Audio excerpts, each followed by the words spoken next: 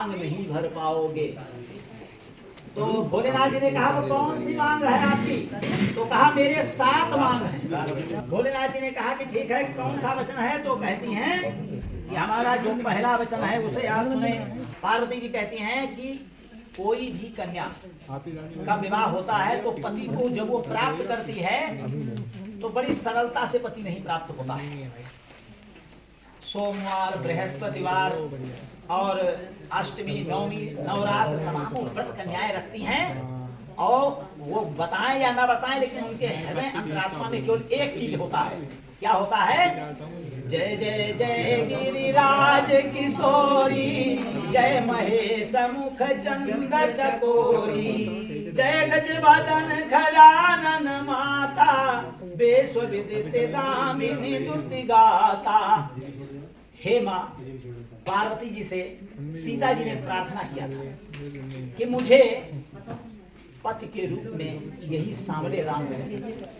तो जो पूजा पाठ कन्याएं करती हैं वो कहती हैं कि मैं हमेशा जीवन भर करूंगी, उसमें आप हमारा सहयोग कीजिएगा। ये नहीं कि आप कह दो अरे ये आडंबर है, हमारे यहाँ सब नहीं होता है पूजा पाठ।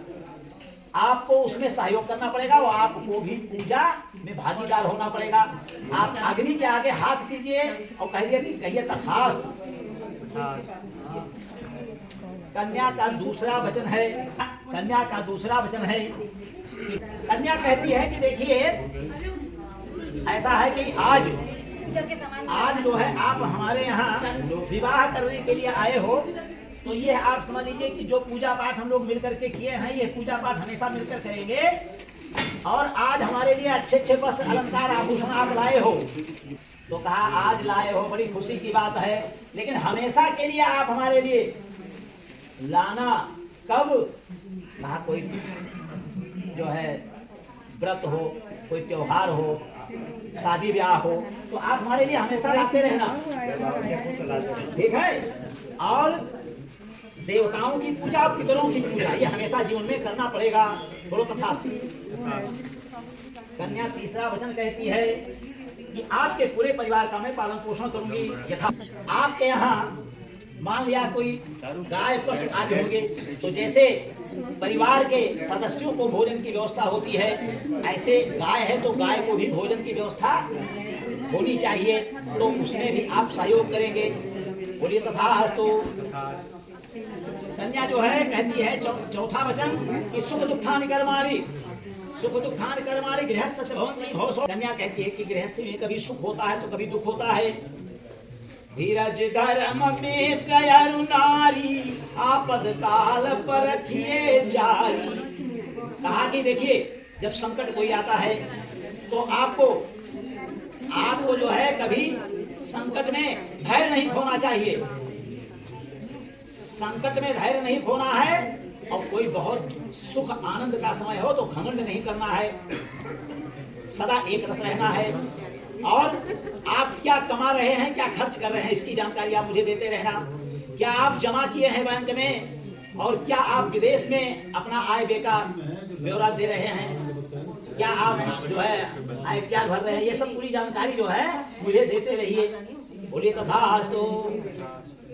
कन्या जो है पांचवा वचन कहती है, कन्या कहती है कि मेरे भैया के घर, मेरे पिताजी के घर यदि कोई विशेष यज्ञ, हवन, भंडारा, शादी ब्याह हो और संयोग बस वो जो है हमें लेने के लिए ना आ पाए और दूरभाष व्यवस्था सर्वर कहीं भंग हो जाए तो सूचना वैसे न मिल पाए, लेकिन विश्वस्त सूत्रों द्वारा अगर मुझे ये पता लग जाए तो आप मुझे जाने के लिए अनुमति प्रदान करेंगे।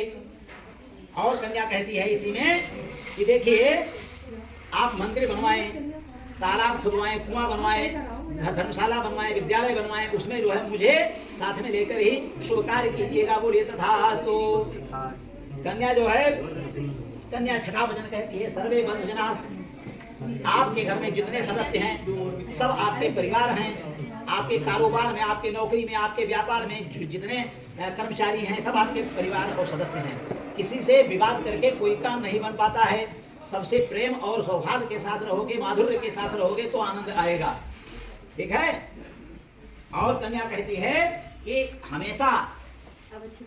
हमेशा जो है अपराध को क्षमा करने की क्षमता होनी चाहिए, वही व्यक्ति सफल होता है।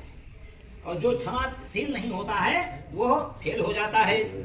तो कन्या कहती है कि आप जो है आगे आगे क्या रणनीति बना रहे हैं अपने गृहस्थी को चलाने का, धन का आगमन करने का, आयात निर्यात का, ये सारी जानकारी मुझे मिलती रहे। बोलिए तथास्तु। अब 7वां वचन अंतिम वचन है। वो 7वां वचन क्या है? कन्या कहती है कि ये विवाह है।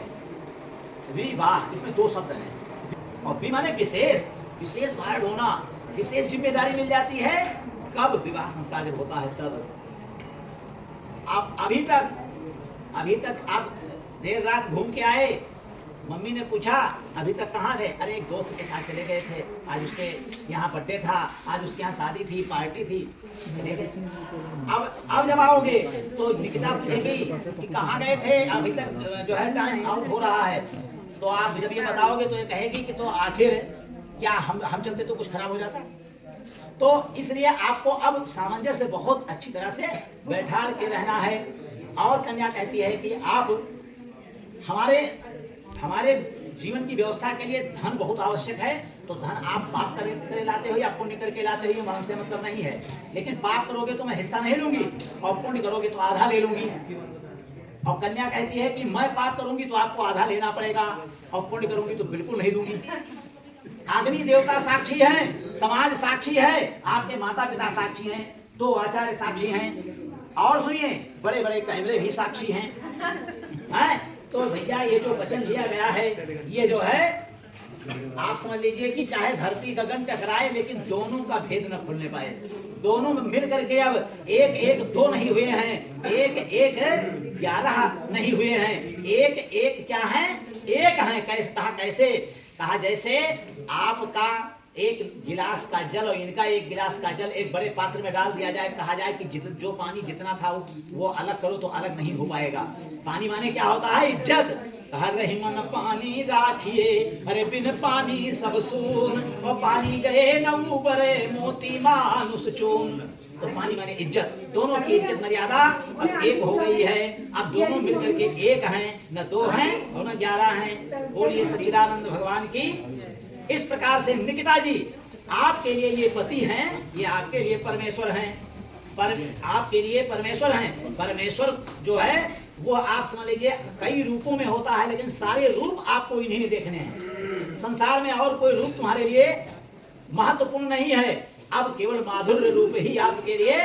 अधरम मधुरम वदनम मधुरम मधुराधिपते रखिलम मधुरम। सब कुछ मधुरता अब इन्हीं में है। तो अब देखिए कहा गया कि पति क्या है? कहा पति is God. G for generate करता है, O फॉर ऑपरेट करता है, D फॉर डिस्ट्रॉय कर देता है, उसको जो है गॉड और पति कहते हैं। पति वो होता है कि जो आपके समस्त कार्यों की पूर्ति करता है। ये पति आपके लिए हीरो हैं, बाकी दुनिया जीरो है आपके लिए। कहा कैसे? कहा S फॉर ये हैंडसम हैं, E फॉर एजुकेटेड हैं, R फॉर ये आपके लिए रेगुलर सेवा करेंगे, अहर्त सम सेवा महे, और O फॉर ओबीडिएंट हैं, आपके सारे आदेशों को मान लिए हैं। इसलिए ये आपके लिए हीरो हैं, बाकी सब बोलिए सच्चिदानंद भगवान की जय। देखिए कन्या की तरफ से मैंने 7 वचन आपको सुझाव दिए हैं, बताए हैं, आपने स्वीकार किया है। आपके वशिष्ठ जी महाराज, आपके गुरुदेव जी आपके लिए क्या बताते हैं देखते हैं।